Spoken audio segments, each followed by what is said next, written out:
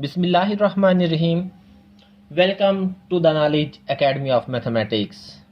The knowledge academy of mathematics की lecture series group theory का आज हम एक बहुत ही इम्पोर्टेंट थ्योरम पढ़ेंगे। लेकिन इस इम्पोर्टेंट जस्ट हम थ्योरम नहीं पढ़ेंगे बल्कि इस थ्योरम के साथ साथ इसके एग्जाम्पल भी सॉल्व करेंगे कि आया किसी भी टेस्ट के अंदर, किसी भी एंट्री टेस्ट में, किसी भी एग्जाम में, किसी भी इंटरव्यू में अगर आपसे पूछा जाए कि इसकी एग्जाम्पल बताएं तो आप उसकी एग्जाम्पल बता सको। वो थ्योरम ये है कि अगर आपके पास दो सब ग्रुप दिए जाएं और आपने क्या करना है, अगर कोई से दो सब ग्रुप गिवन हो, आपने उनका इंटरसेक्शन लेना है। इंटरसेक्शन लेने के बाद जो नया सब ग्रुप बनेगा, आपने ये प्रूफ करना है कि दो सब ग्रुप का इंटरसेक्शन क्या वो भी सब ग्रुप होता है या नहीं होता, और इसके एग्जाम्पल कैसे प्रूफ करेंगे हम। हमारे पास देखिए, हमारे पास दो इंटरसेक्शन ऑफ टू सब ग्रुप इज आल्सो अ सब ग्रुप। मेन इंटरसेक्शन दो सब ग्रुप का वो भी सब ग्रुप होगा। विद एग्जाम्पल, हमने एग्जाम्पल की मदद से देखना है। अगर मेरे पास, हमने सब ग्रुप की डेफिनेशन ये पढ़ी थी कि सब ग्रुप क्या होता है, कोई भी एक नॉन इम्पिटी सबसेट होता है।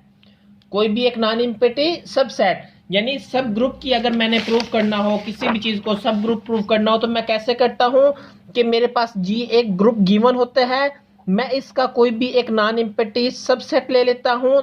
एच क्या है, उसका नॉन इम्पिटी सबसेट है। मतलब ये होगा कि इसके अंदर दो खासियतें होनी चाहिए एच के अंदर सब ग्रुप प्रूफ होने के लिए। एक तो ये नॉन इम्पिटी होगा और दूसरे नंबर पे ये इसके अंदर A B inverse belong to H होगा। ये क्या है, ये सब ग्रुप टेस्ट है। सब ग्रुप टेस्ट, अगर ये दो खासियतें पाई जाती हैं तो मैं ये कह लूंगा कि एच क्या है, सब ग्रुप है।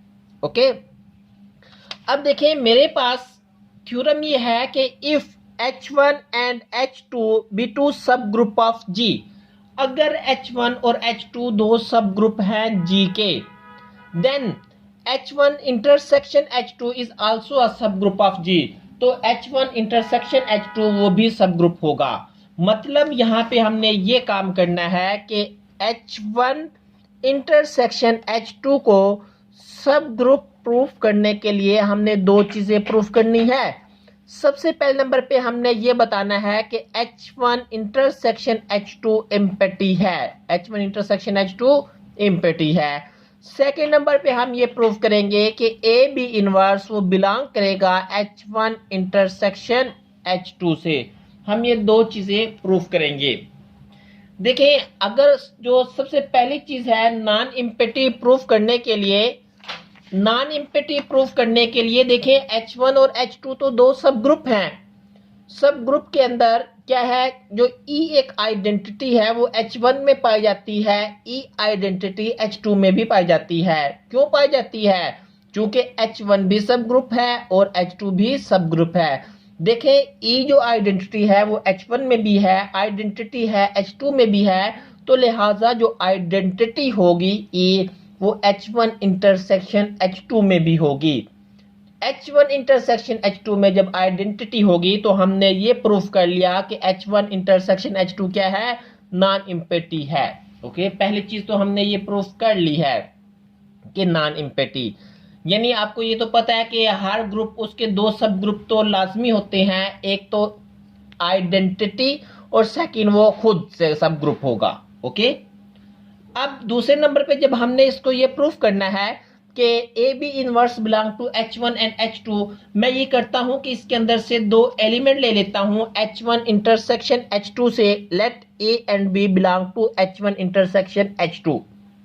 देखिए, जब इंटरसेक्शन से जब मैंने कोई चीज ली है, देखिए मैंने क्या किया है, A और B को मैंने कहां से लिया है, H1 इंटरसेक्शन H2 से लिया है। इसका मतलब ये होगा कि ए बी बिलोंग करेगा H1 से, और जो ए बी है वो किसमें, H2 में भी पाया जाएगा। अगर ये पाया जाता है H1 में भी, तो चूंकि H1 तो क्या है, सब ग्रुप है, और सब ग्रुप टेस्ट की मदद से हमें ये पता है कि ए बी इनवर्स है वो H1 में पाया जाएगा। और इसी तरह जो ए बी इनवर्स है वो H2 में पाया जाएगा, ये सब ग्रुप थ्योरम की मदद से, सब ग्रुप टेस्ट की मदद से। देखें ए बी इनवर्स H1 में भी पाया जा रहा है, ए बी इनवर्स H2 में भी पाया जा रहा है, तो इसका मतलब तो ये हो चुका है कि ए बी इनवर्स इन दोनों के इंटरसेक्शन में भी होगा। जब इन दोनों के इंटरसेक्शन में भी होगा तो यही चीज तो हमने प्रूफ करनी है। देखिए हम पहले नॉन इम्पिटी तो पहले प्रूफ कर चुके हैं, ए बी इनवर्स ये प्रूफ कर लिया है, तो हमें ये पता लग गया है कि H1 इंटरसेक्शन H2 वो सब ग्रुप है। ओके, आइए देखते हैं।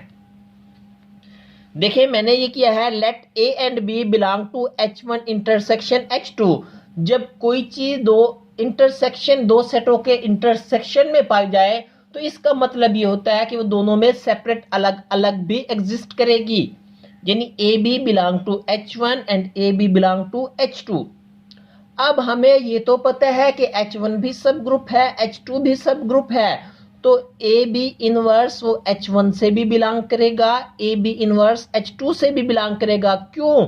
चूंकि H1 भी सब ग्रुप है, H2 भी सब ग्रुप है, और सब ग्रुप टेस्ट यही कहता है कि फर्स्ट एलिमेंट इनटू सेकंड का इनवर्स वो बिलोंग करेगा उस सबसेट से, तो वो सब ग्रुप बन जाएगा। ओके, अगर H1 में भी हो H2 में भी हो तो इसका मतलब ये होगा कि A B inverse H1 intersection H2 में पाया जाएगा।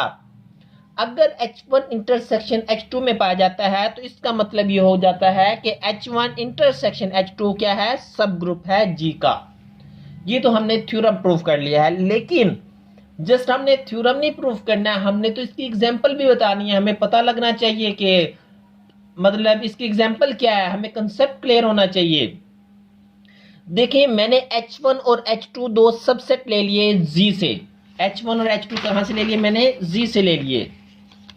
अगर मैं ये कहता हूं H1 है वो 2G है, यानी G के माड है अपना 2 मल्टीपल ऑफ 2, यानी plus minus 2 plus minus 4 plus minus 6 plus minus 8, इसी तरह अप टू सो ऑन ही चलता रहेगा। दूसरा सब ग्रुप है मेरे सब ग्रुप है H2, वो है 3G। उसके मतलब 3 के multiple 0 plus minus 3 plus minus 6 plus minus 9 plus minus 12 and up to so on.